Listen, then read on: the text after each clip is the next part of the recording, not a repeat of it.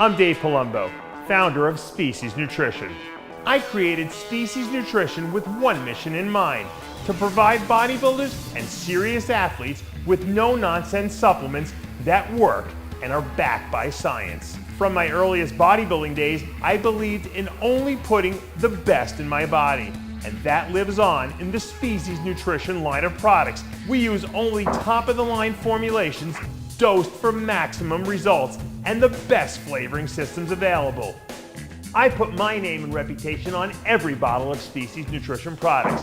If you want to be your absolute best, join the evolution.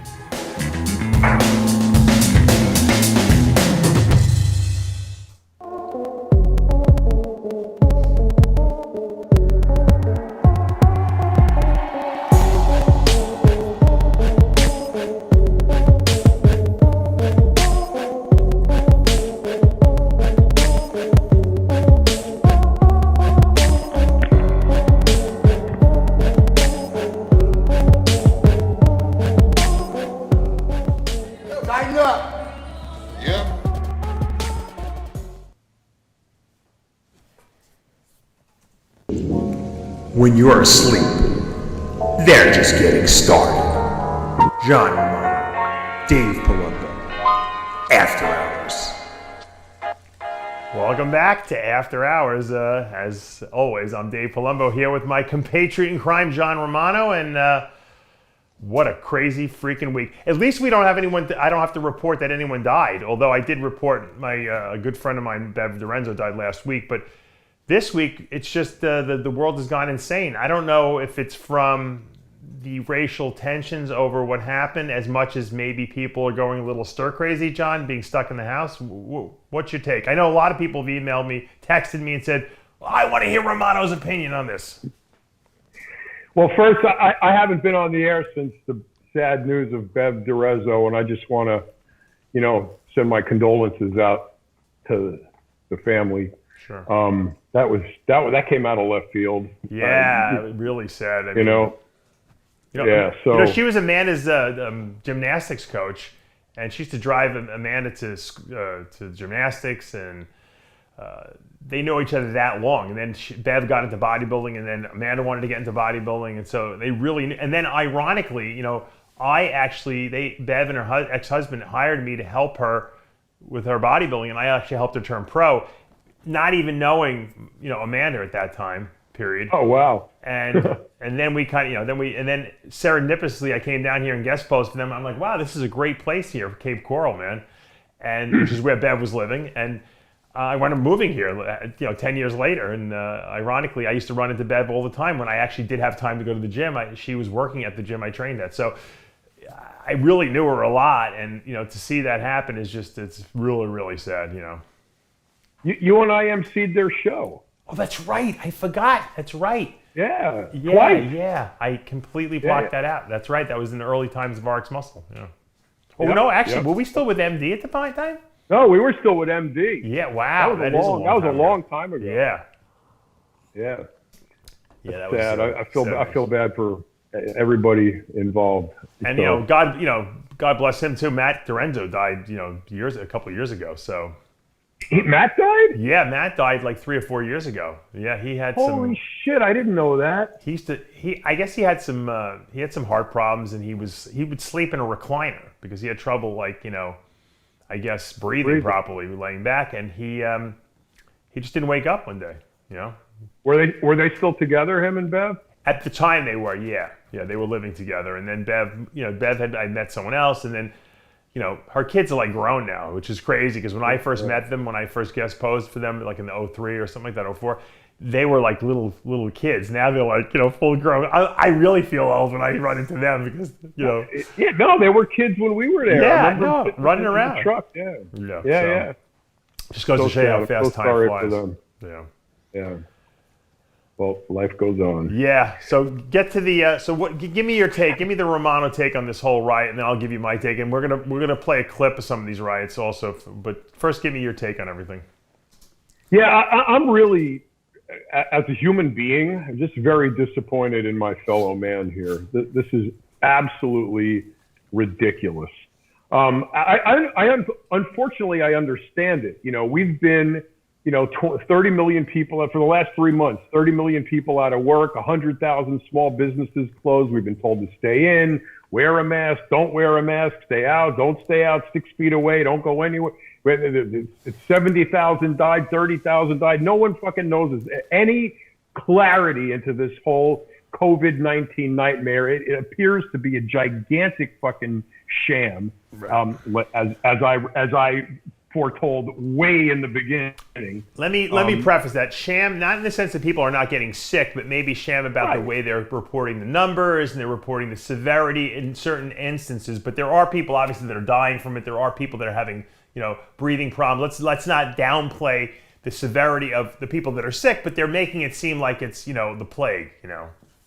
All right, let me rephrase that. Sham as in, you don't shut down the entire country for a flu that was less severe and less deadly than the seasonal flu from last year, almost by a factor of double. Right. So that's the sham. The sham is this is a political stunt that was extremely destructive to the citizenry.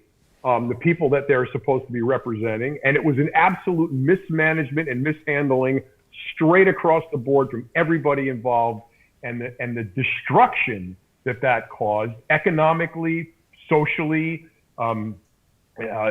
spiritually. People can't even go to church. Look at all the suicides that we've seen.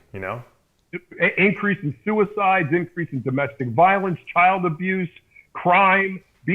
Violence in general, all on the up, all collateral damage to this fucking nonsense. So, here you got the millions of people. It's summertime. They're stuck in the house. They've been stuck in the house. Right. They're angry. They're pissed off. They're frustrated. Now, boom! Throw a match into the gas fumes, and have a white cop kill a black guy. That's always good for a reaction.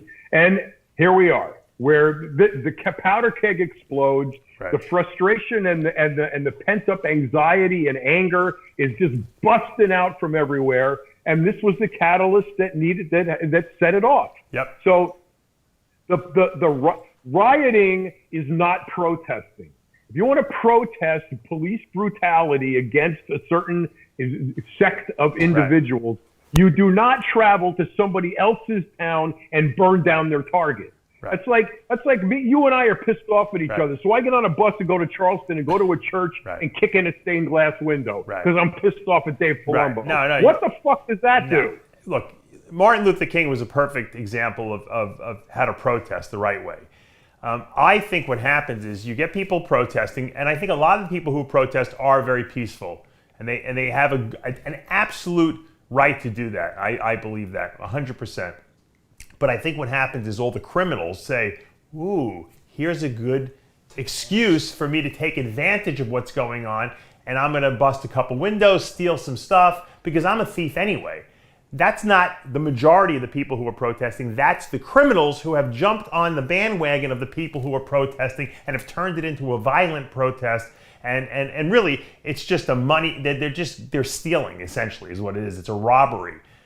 Break down things, blow some stuff up, create some distraction so we can go rob CVS or Target, like you're saying, that's disgusting. And I you know what, I've seen a lot of videos by white people, black people, Chinese people who are expressing the same thing. Hey, look, we believe in rights. We know what was done to that poor person was wrong, but this is not the way to go about doing it. Kyle, play that clip. This is probably the best clip I've seen. Watch this. These are fucking people who live in public housing! And you just made a fucking melee! You took down bus routes! There are people who live in this neighborhood who have to go back uptown to work! And you are here profiting off of our fucking pain! So you fucking protest every single last one of you! You think about what it's like to be a black woman in this fucking neighborhood who lives with people in public housing who now has fucking shit to walk through.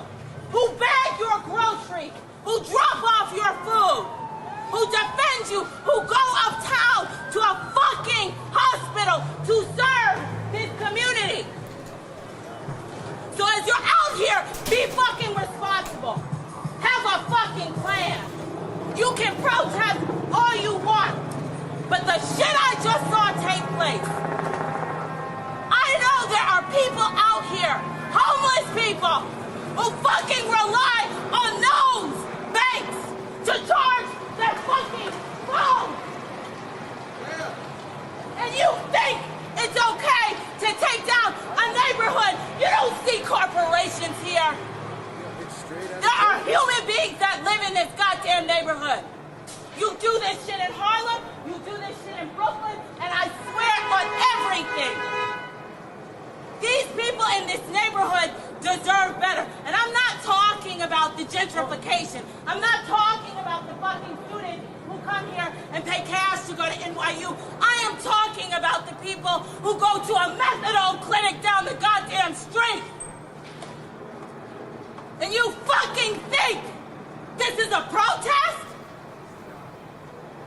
I gave my fucking blood, sweat, and tears for this country. I served this country for 10 goddamn years. So when you think about this anger and this fucking rage, because there's a way to get answers. Every single last one of you better be fucking registered to vote. Yes, ma'am. Every single last one of you. We are. Yeah. So do me a favor, for every single person out here protesting, remember, there's 3 homeless men who rely on that as a charging station. And what? Will it even work now? For the sake of what? So you can go back home to your fucking comforts. Sit in your house and think that you did some fucking work today. There are people out here who work in these bodegas, who are security officers, who are maybe not descendants of slavery, but came over here as immigrants to do their jobs. So yeah, that was very powerful. I mean, we could continue watching it. I hadn't seen it. It was very, very powerful, and that's from a New York City Instagram. You know, and people are mad, John. They're really mad that these people came in and burned down their city. Essentially, I mean, I remember Colette was putting some video up that, you know, people were like burning the streets down. I mean, what's fucking wrong with people? Well, you know, like I said, pent up anger and frustration, and you needed the catalyst to turn it loose, and that's exactly what happened. You know, the breakdown here is in government across the board, and you know, not to be political, but this is mostly in Democrat-controlled cities. These governors are absolutely impotent. I mean, you can see who's doing it. They're not doing anything. They're kind of like just letting everything burn, essentially. Because, like I said, it's mostly Democrat cities that are doing this, and the Democrats are so afraid to do anything that might give Donald Trump a chance at re-election that they're just going to throw up. In fact, a lot of these Democrats are fucking siding with the rioters. You know, let me ask you this. How do these rioters, many of which who were arrested in various cities, aren't from those cities? So how are they getting there? Number one. Number two, they all got the same T-shirt on. Isn't that interesting that somebody printed them all nice matching T-shirts? Yeah. And where did the pallets of bricks come from that are deposited along the protest routes? So you think this was set up? It is. Whether it was set up or not is a stretch for the conspiracy theorists. It was definitely abetted by an organization, probably headed by George Soros, because this is his MO. It's got his name written all over it. Right. I wish that old fucking piece of shit would fucking die already. He's 89 years old. How much fucking longer is he going to stay up here stirring the pot? Why the fuck doesn't he get Corona-19? He's just so fucking old. He has financed riots before. That's been documented. He has been behind many of this shit. A lot of this shit. He was behind many of these riots and incidents going back to Michael Brown, Trayvon Martin, all of this shit. And he's neck deep in this, trying to overthrow or somehow wreak havoc on America. For what reason, I am not completely clear. Has it something to do with their vision of the New World Order? But it's absolutely stupid. This man should be hunted down, trapped, and fucking put out of our misery with him. Dead. He should be a price tag on his head, and he should be the first guy to get indicted and executed for this shit. Hurry up before his clock runs out, because this is ridiculous. We need to make an example out of him. And then if people say, "Oh, it's not him; it's a conspiracy theory," fuck that. Do some research, asshole. There's plenty of direction, arrows pointing straight at that motherfucker, and he needs to go. And plenty of highly educated and informed people will agree with me. Yeah. So I'm not going to argue that point. Because this really has nothing to do with, obviously, the racial killing of him. Those news reporters are going around interviewing protesters, asking them who George Floyd is. I don't fucking know who that is. All I know is I'm getting free TV. Yeah. That's the mentality. They don't fucking know who George Floyd is. They don't know anything about this. All they know is they can go to Target through the fucking window and come out with a flat screen and not pay for it. It's pretty sad, too. Especially, it's fucked up. Why are these people like this? This is like insane. And then there's going to be this whole cabal of finger pointing. Well, if this didn't happen and that didn't happen. Bottom line is, this is happening in predominantly Democrat-controlled cities with weak, pussy mayors and governors that don't know how to govern, that don't know how to manage power, and that don't know how to manage people, and don't know how to fight their way out of a wet paper fucking bag. That's the problem. And as soon as, you know what? I hope Trump comes in today with the fucking army and wipe these motherfuckers out. That's what's got to happen. Well, they should have had the National Guard there to begin with, and they should have put their fist down right. I know that they felt that. I think what the problem is, they felt that these are really the protesters against this racial injustice. But I don't. I think you're right. I think this smells completely of a conspiracy in the sense that I think there were really people protesting, and then they brought in the mercenaries. Hey guys, go take whatever you want. Here's that's your payment, to do this. I'm going to provide you with everything, How do you get a pallet of bricks that weighs 2 tons? Right. How do you get that into the middle of a protest route? You're right. Somebody's got to do it, Yeah. It smells suspicious. That's just absolute insanity. And really, really, shame on the people behind that, taking advantage of this situation, taking advantage of people's emotions and the situation to accomplish some political stunt that's absolutely uncalled for. And unfortunately, what I said before about sending in the National Guard, that is up to the discretion. It should be of the governors. Yeah. But the governors of these states are not acting. They're throwing up their hands. The mayor's throwing up their hands. They're not. The police are not doing anything. This is wrong. This is being handled wrong. And I can totally understand people's frustrations about this, that want to see military, something happen to stop this, because it's like they schedule these things. 6 o'clock tonight, we're meeting at this freaking parking lot, and we're gonna protest. Yeah, right. With the flames burning in the background, we're protesting. And when you have these mercenaries out there doing this stuff, of course, all the criminals who are lurking in the shadows go say, "Ooh, I can go grab some good stuff," and that's when you start getting it's like a bandwagon you create. And I think you're right. Whoever organized this, and we don't know who did it, but someone definitely is orchestrating this. Knew exactly what they were doing here. And once again, it's to subvert and divide us. That's really what it's about. It's to divide our nation. It's not bad enough we have masks on. Now that they're opening shit up, they gotta burn a few things down to scare people back into their houses again, right? Well, yeah. There's another thing. Throngs of people who were 2 days ago wearing masks and staying 6 feet away from each other are now huddled in masses, thousands strong, rioting in the streets with no mask on, unless it's the other kind of mask that they're wearing. Now, so what happened to the fucking virus? Right. I thought the freaking fire-breathing hornets were coming next. What happened to them? Well, now I was kind of hoping for the freaking hornets. The newest thing now, John, is now, if they haven't scared us enough, now they're saying they're releasing all these alien. You notice this, the alien spacecraft the videos. Because now they're going to say, look, we got a threat from above now. We got to watch out for they're going to come invade our planet now. You guys, you got to give up all your rights. We got to protect you guys from the aliens, coming. When the funny thing is that the aliens are trying to come here to tell us, yo, morons, you dumb apes, you're going to fucking wipe each other out. We're just here to try to save you guys. That's probably what they're looking down on. If all those lights over you, what was it, Idaho, Utah, something like that last night? I think it was Idaho. Yeah.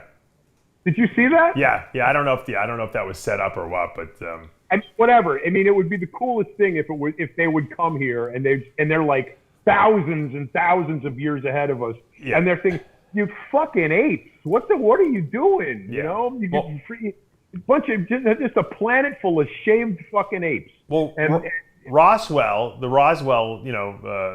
Area 51 incident was supposedly aliens came down, extraterrestrials came here because they saw us with all the missile silos there. They're like, we're gonna wipe you got to wipe each other out, and they came here and they dismantled them supposedly. And as they came down, of course, we shot them down because we're the aggressors, but they weren't the aggressors. They were just trying to save us, essentially, from what I understand at least.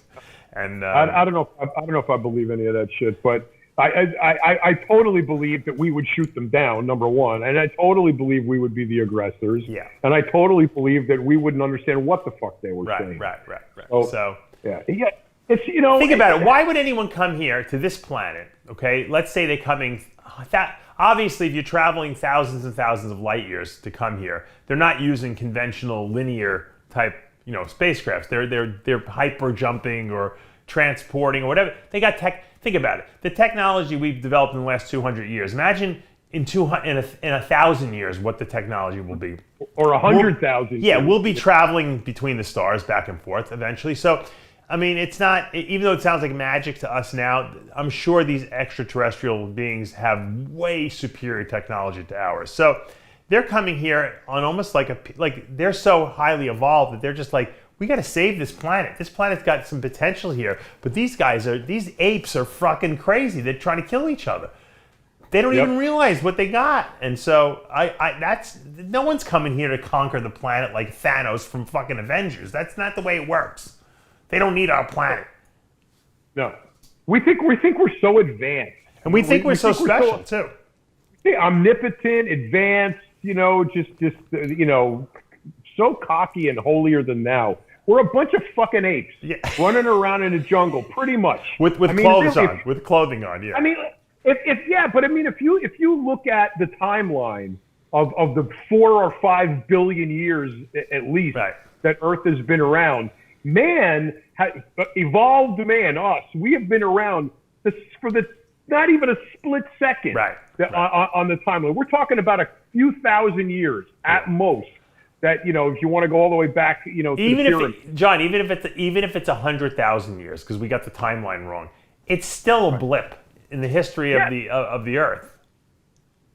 A blip. Now you go to another planet that's a billion years or 100,000, 200, 300,000 years ahead of us. Advanced, right? Think about the technology they have. Yeah, the technology, the capability, the understanding, everything, and they probably have all evolved, and the whole, like we will eventually, if we keep, intermingling the way we are, eventually the whole world is going to be like one race. Right. So, and then maybe with intermingling with the extraterrestrials, even we might even blend up our DNA a little bit. Who knows? That would be cool. Yeah. So it's funny because I was watching one of these shows and they were saying how we have the ape ears. That's why they call us the apes. Because apes have ears like we have the same ears. And if you see pictures or most of these extraterrestrial beings that they've actually encountered, if you believe all this stuff, have no ears. They've lost the pinna. Because they're not they're really not necessary. They make us look like monkeys. Really, if you think about it, ears are not necessary. They're not necessary until you need glasses, and then they keep falling. Oh my God. So I'm really disappointed. I'm really, really, really disappointed.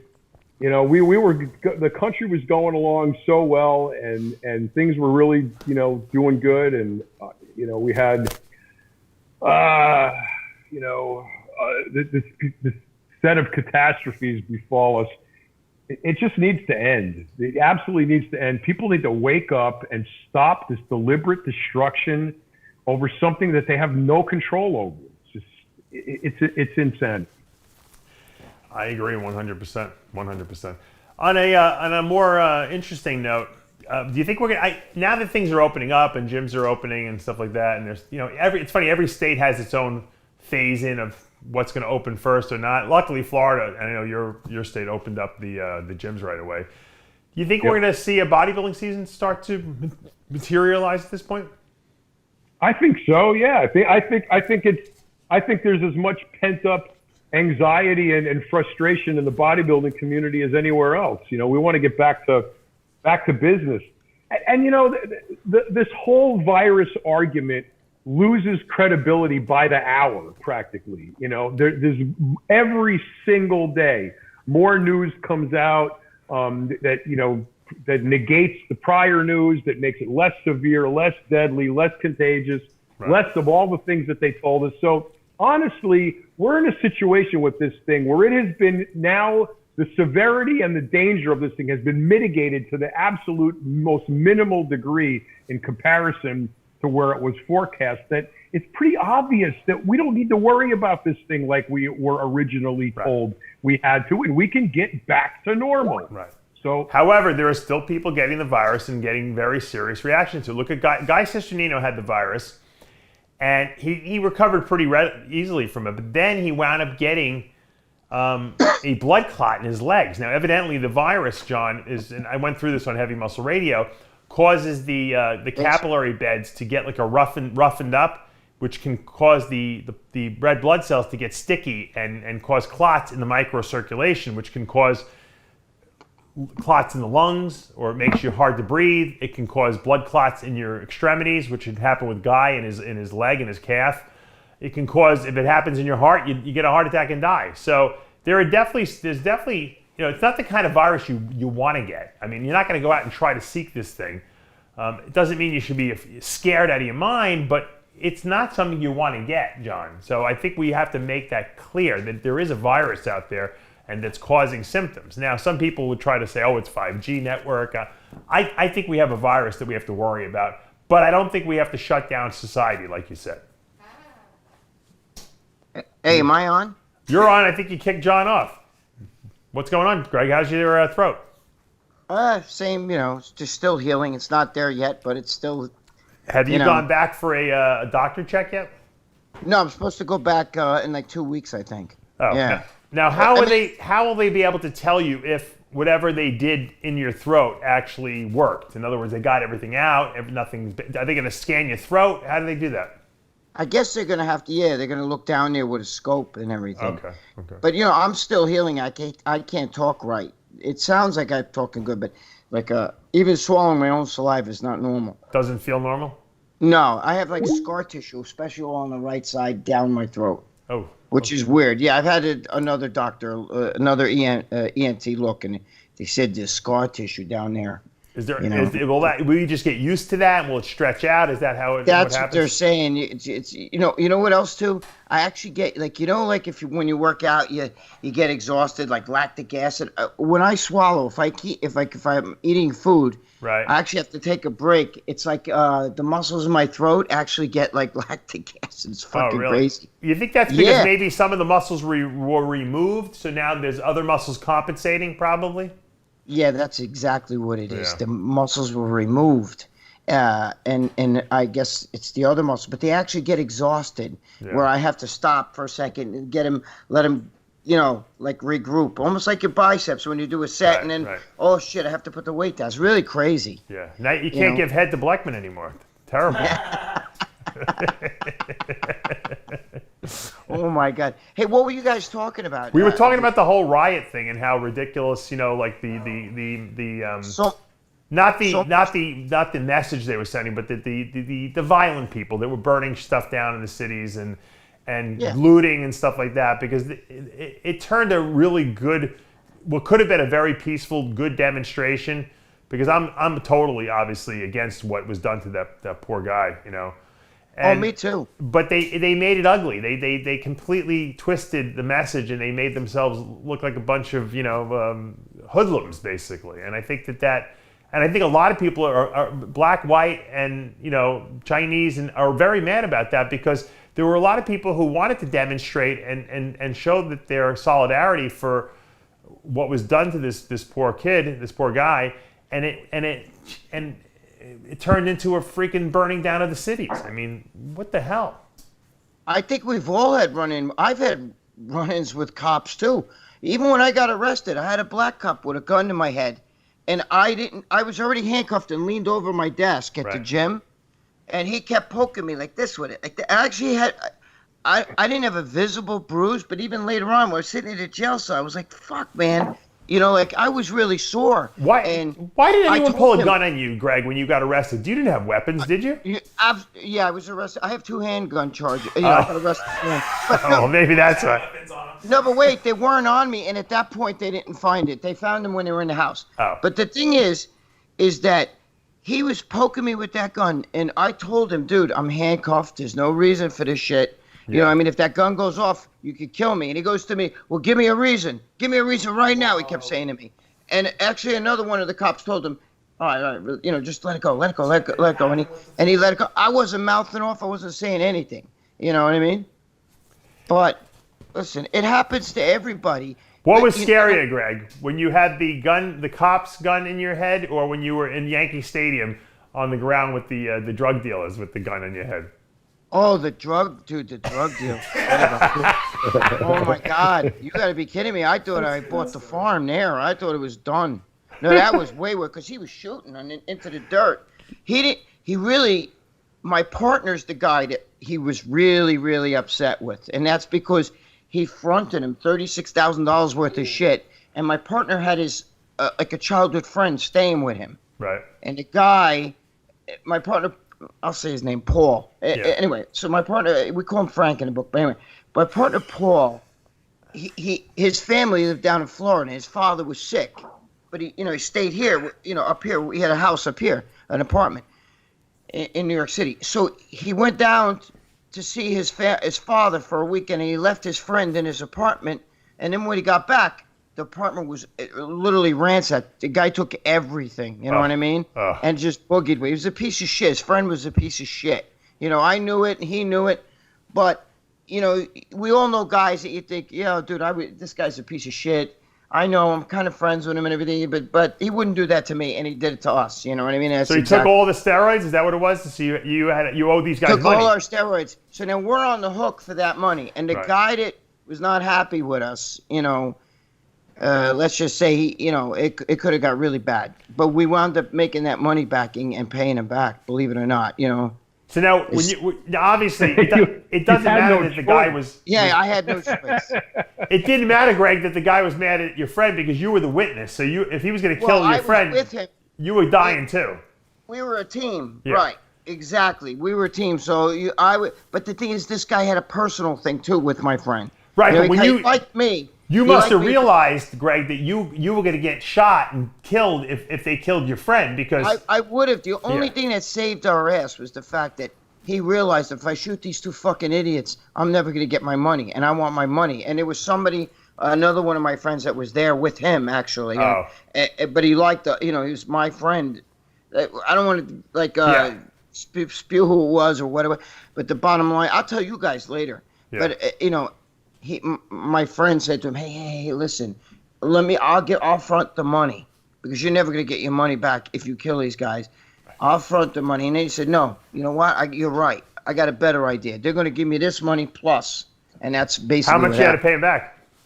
We paid him back like $40,000. Oh, really? How long did it take you to sell all the stuff to raise that money?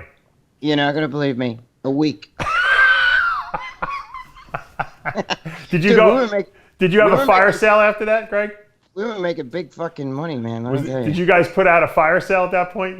Selling everything? No, we just we had the right clientele. What were you selling at that point?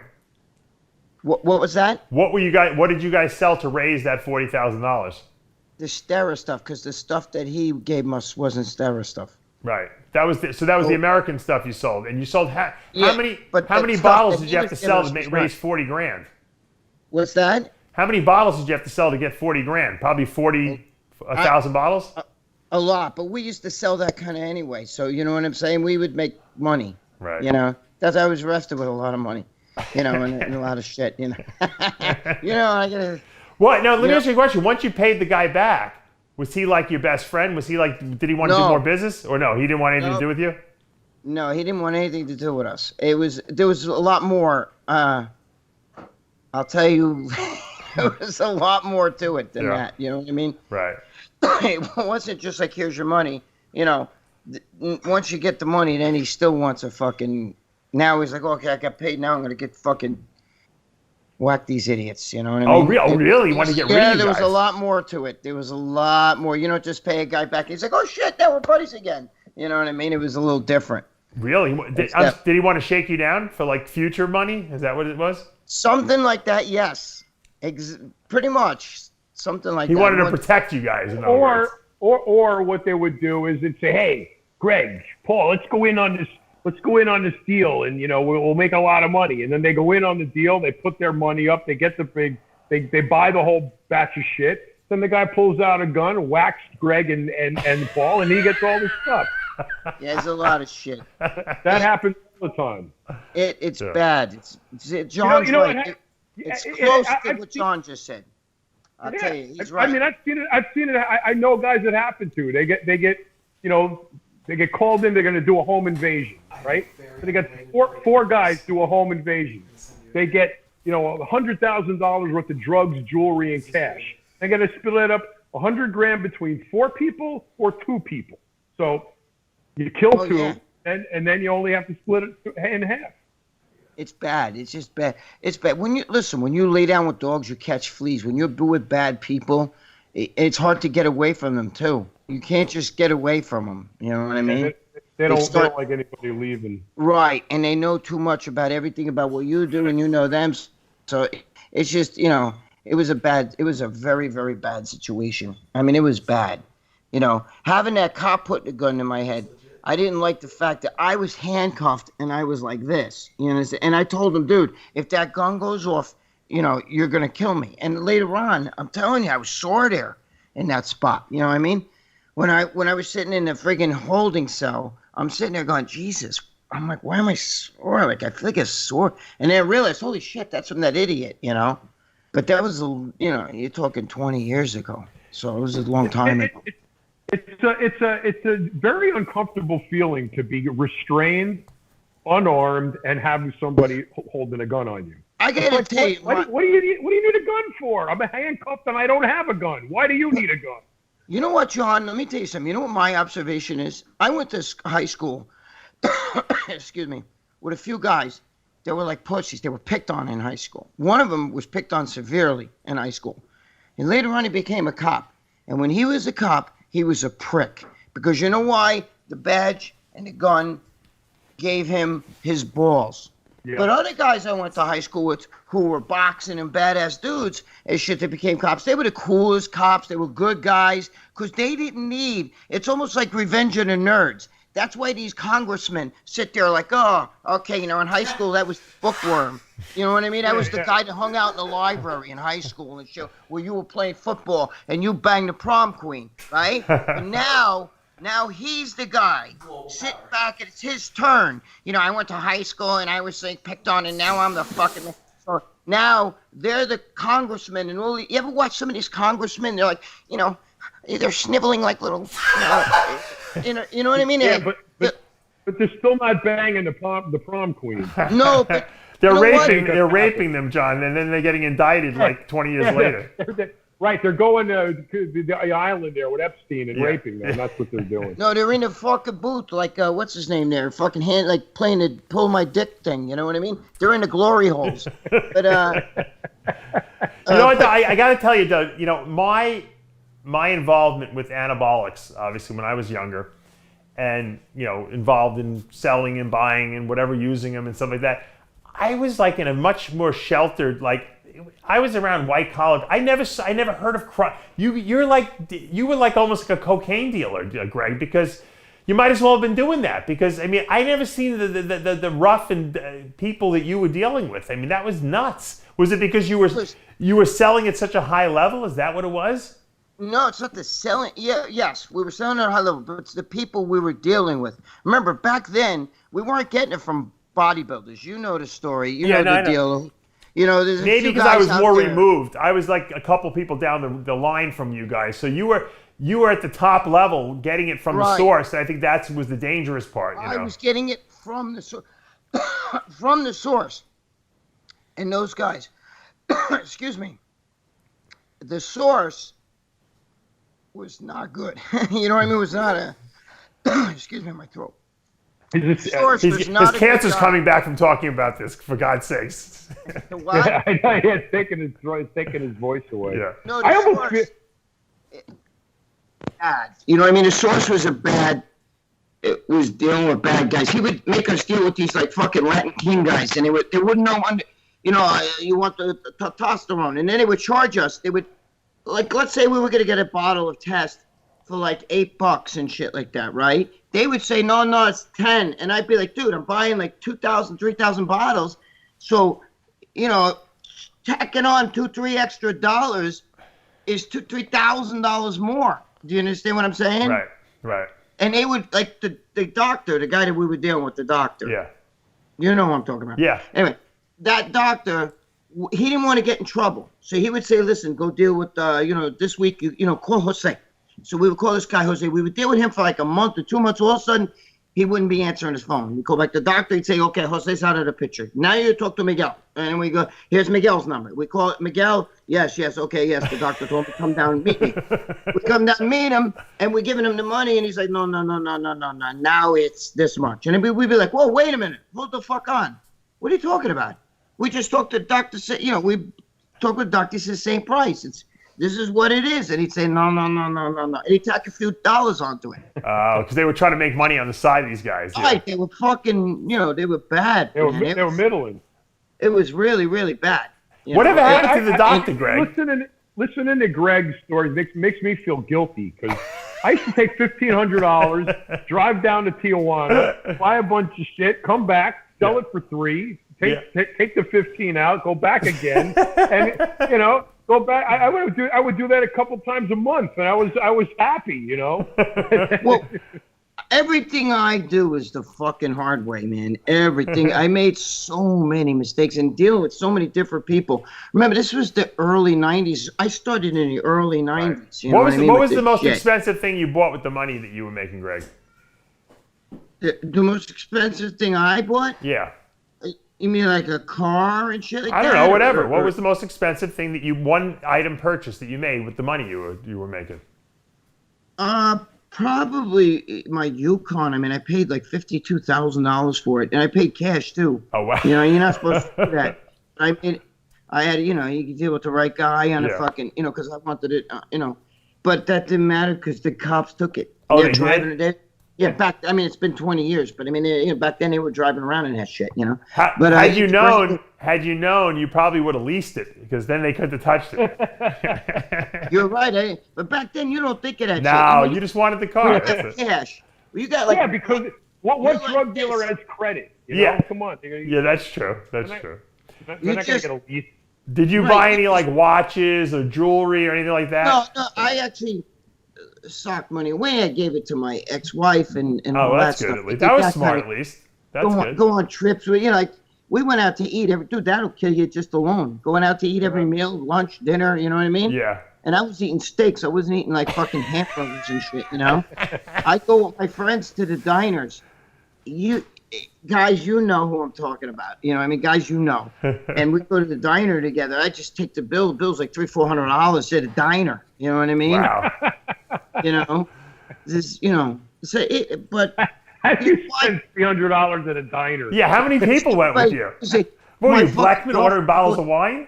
She was eating surf and turf, you know, and the guys were all eating steaks. I pay for the guys and their girlfriends, you know, like that kind of shit. Nobody's eating, you know, nobody's like, I'll have a cheeseburger deluxe, but, you know.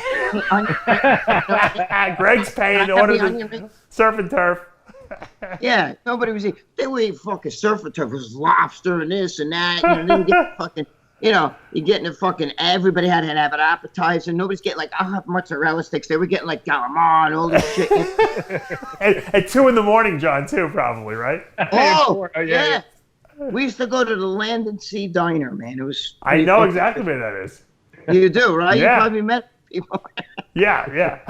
Right across the street from Stella Doro. Yeah. You remember bakery? Yeah. You get out there, you smell the fucking. Yeah, I used to go to Land and Sea. Dude, that guy in there loved us. We had a big fight in there one time. Our girlfriends, who were all strippers and shit like that, against a bunch of other chicks, and it was a fucking melee. It was a bunch of actual black chicks, and they were saying shit. Our girlfriends were Spanish, they were black. It was a whole big fucking melee. The girls started fighting. It was plates thrown fucking. No bars. way.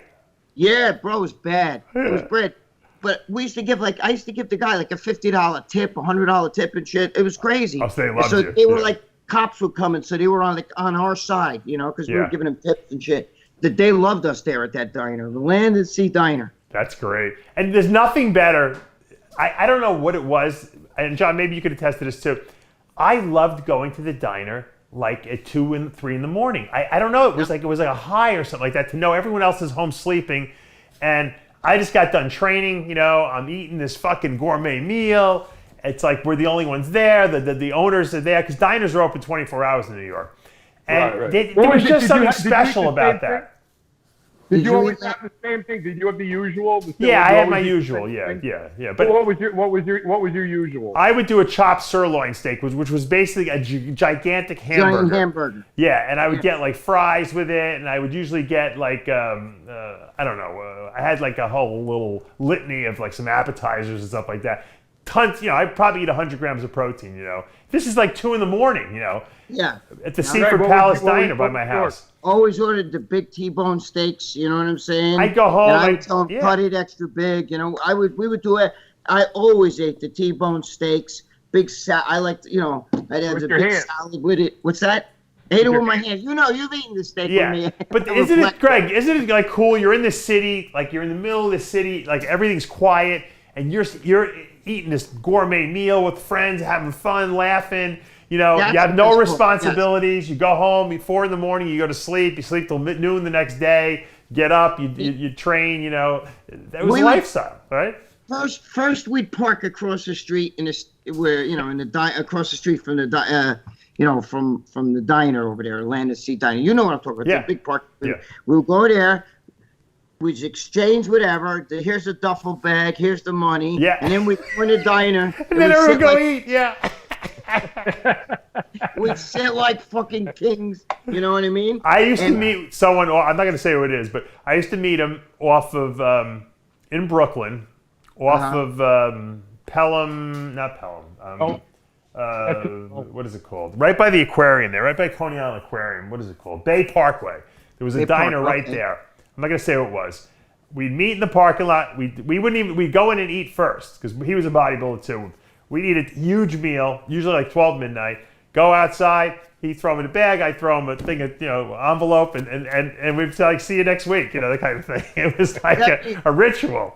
Exactly the way we did, except we usually do like to get it over with beforehand, because when we all get out of the diner, we're all like, okay, you know what I mean? My friend used to get blowjobs. Gary, he used to get blowjobs and shit in the diner with the girl under the table, because they were all fucking... We would go to like City Lights, pick up the worst strippers. Those chicks like they'll be on stage like this and all fucked up, all fart. While they're in the G-string, come on, daddy, you want to give me a tip, and you're like, holy shit, and you just fart on, and they were ugly. Yeah. Dude, Mark Henry, right? Yeah. We knew Mark Henry, and Mark Henry, right? Big Mark Henry, Big sexual chocolate or whatever. Dude, that dude, he would look at the ugliest fucking girls, bro. You'd see, there'd be 10 chicks, and there'd be one, with cellulite and fat and all that, And you'd be like, dude, look at this guy. Oh, that one's gross. And Mark Henry would be like, wait, I like the one in the pink. And I'd be like, wait a minute. The one that one right there? And I'm like, dude, that's fucking disgusting. You know what I mean? Little cell phone videos and shit. They'd show it to you. Look, you can see a box right there. And I'm like, dude, I don't want to see that shit. That's like a fucking, You know what I mean? It's that's disgusting, dude. You know what I mean? That box is greasy and shit. You know, she combs her hair with a pork chop. You know, 'cause it's so greasy. It was bad, bro. It was bad. And you know those girls over there, City Lights and fucking Sue's Rendezvous. Sue's Rendezvous, I remember that place. I can proudly say that I have no clue what the fuck you're talking about. John. Frank, my friend Frank Wilhelm used to work at Sue's Rendezvous, right? Yeah. Who did? My friend used to bounce there. Yeah. Oh yeah. Fran Volpe loved to go there. Oh, dude, I used to see. We sometimes would meet him there. The city, dude. John, it's a ghetto. It's a ghetto fucking, like, they're ghetto strip clubs. They're not like high class. No. They're like, they're the girls that, like, you don't want to see naked. You know what I mean? Like, they're gross. Like, every once in a while, you get a hot chick, you know. Too many tattoos. Now, today, tattoos are everywhere. Yeah. Every girl's got them. But back then, only pigs had them. You know what I mean? Mid 90s, early 90s. You know what I mean? We'd be in there, and you know, it was bad, bro. They were like the rejects. They couldn't get no fucking job at like Scores or something like that. Right. Yeah, but you know what, John? Isn't it true? You send a bodybuilder in there on 1,000 milligrams of testosterone a week. They don't care what anyone looks like on stage. They want to go home with someone, right? No, those guys don't care, and you know, there's something about like. Even ghetto dudes, they like that shit. They like the fat, like fucking fat. You know what I mean? They like that shit. It was bad, bro. I mean, I would sit there and I'd be like, holy shit. And, you know, Gary and another one of our guys, I don't want to say his name. Yeah. But you know who. I tell you. Well, but anyway, they would sit there and get blowjob. The girls would go suck their dicks underneath the. I was like, dude, like they put the jacket over their lap. That was just really filthy. Greg, what would you do in these places? Because I know you weren't really into all that. But what would you? No, I like strippers. I like dirty pig. I brought one to my senior prom. She gave me a gift that keeps on giving. I got herpes. I've had herpes for fucking. Dude, I had herpes when I was 18. That was in the 70s. You know what I mean? I've had gonorrhea. I've had all that shit. I remember my mother would say to me, "Why is there blood on your underwear?" Because, dude, I was pissing samurai swords. You know what I mean? Razor blades. Bro, you know, and then you get that green fucking, like, discharge. All right, enough. Too graphic. John, I had one of our the fans of the show contact me, and they were like, I guess they're from Greg's area. Did you get that email I forwarded to you? No. I forwarded Greg an email. Someone was saying that they were sick of seeing his flip phone, and they said, if Greg can't afford it, we can get him a free phone, a free cell phone. Did you see the thing I sent you? No. Greg. No, I sent it to Greg. I didn't see it either. I forwarded you an email from one of the fans. He said he can get you a free cell phone for some kind of program they got in your area there. I know. He said... I don't want an Obama phone. It's like it's like a free phone. It's a free phone he can get him. He said he goes because anything's better than that phone that he has with the tape on it. That's the tape. No, I don't want a new phone. It's not. I told him that. I said he doesn't. We got those cell phones here. My daughter every month's got to get a new one, so I get the old one sitting there. My girlfriend will sell it on eBay or whatever the fuck. I could do that, but I just don't want to. I like that phone. You know, look, it's Bluetooth too. See, you could just go like He's this. like, no, you know what it is, John? He's like he's like my father. Like he's afraid he won't be able to work the other one. That's the problem. He knows how to work that stupid flip phone. He knows they can't track that one. John's partially right. Today with all that shit, we're going to implant a vaccine, and if you don't get the vaccine, we're going to know where you are and all shit. Yeah, really? Track this, bitch. You know what I mean? You ain't tracking that anywhere. Track this thing. You know? That thing's off the grid, John. It's not even on the grid, that phone, you know? No, that fell off the grid. I think that was the phone he had back in the 90s when he was drug dealing, actually. I think it's the same phone. That's what the tape is from, is when they gave it back to him from the personal... I'm surprised he gets a signal on there. Where they hold all your shit while you're in jail. Do they still have analog signals out there? He must be picking it up from like an old transistor radio or something like that. He must be getting service. Back then we used to use beepers. Remember that shit? Yeah. Oh, fuck, you look at your beeper and you're like, oh, shit, you know? Your girlfriend would text you like 911. Oh, I got to call her up. Whatever the fuck, you know? All this different bullshit, you know? You're right. You know? People would write little messages. If you turned the thing upside down, you'd see letters. Yeah.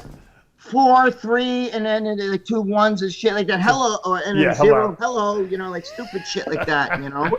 When I got arrested, I had the brick phone. Remember the brick phone? Oh, yeah. First cell phone. Late 80s. So I had the brick phone.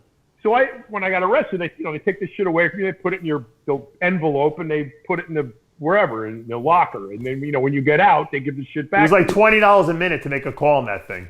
No, I get out 2 years later, and almost 2 years later, the cop opens the thing and they dump the shit out because you got to go through it and check all the boxes to make sure all that shit was there. So the fucking brick phone falls out. What the fuck is that? It looks like really. It was only 2 years, and it was so out of. John, it looked like a Morse code machine, probably to them, Dude, right? John, do you know who that was a good fucking phone, though. I got to tell you, that thing had the best reception still to this day. Analog was way better than digital, yeah. Wait, you know who used to walk around with that phone for years on his fucking belt hanging? Who? Dave's buddy, Steve Carroll. Oh, really? Right. Steve Carroll. He still has it, I think. He probably does.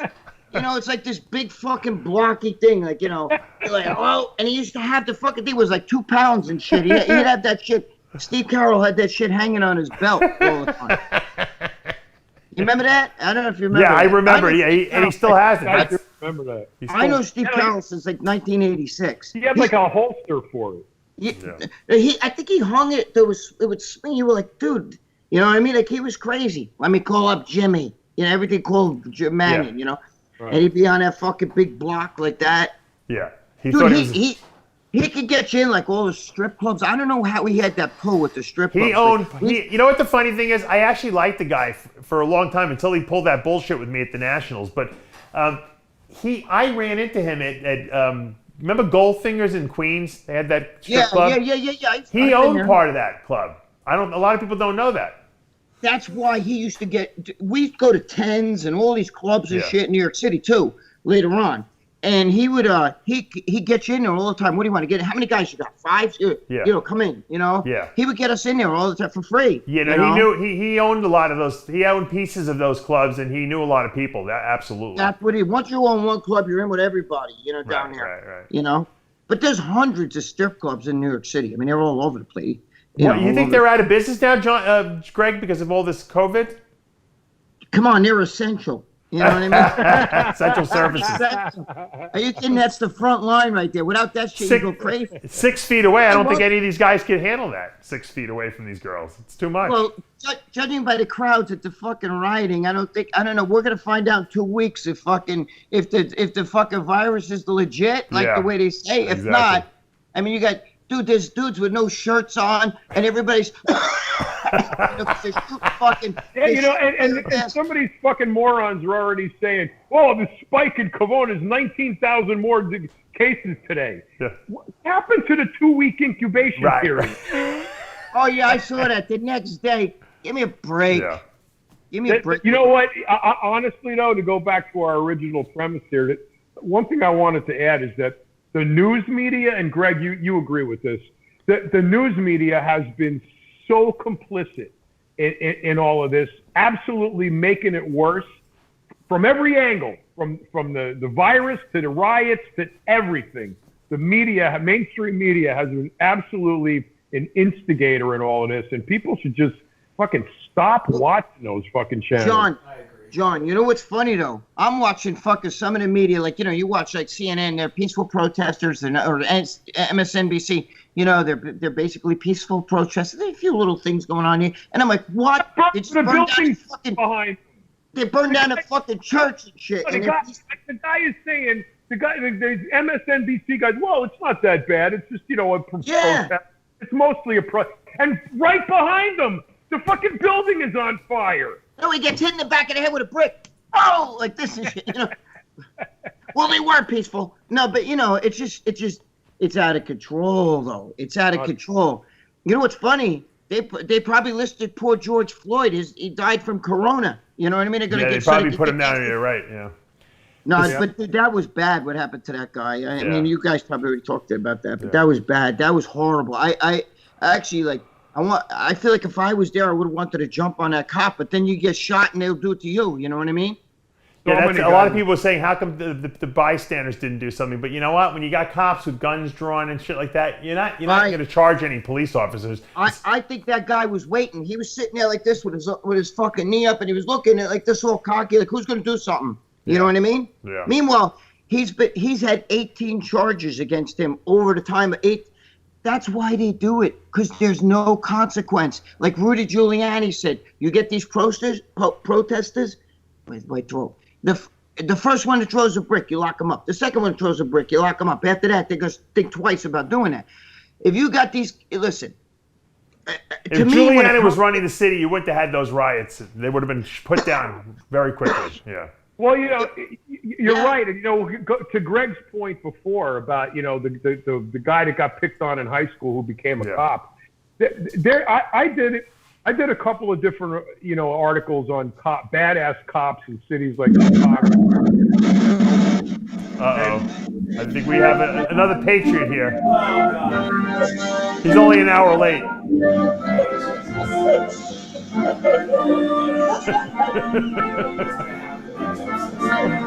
I was just about to close the show. Now I got Mr. G coming in with the national anthem. 2 o'clock in the morning, the show's over. Yeah. Let's see what he has to say. Where's my cookies?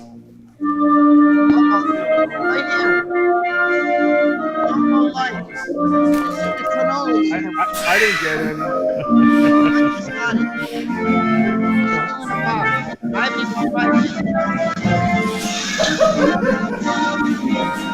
We'll see you next week, guys. Thanks, John. Thanks, Gregg. Thank you, Mr. G, for this wonderful ending. Now you cost us our monetization because of that. Because you're playing the national anthem.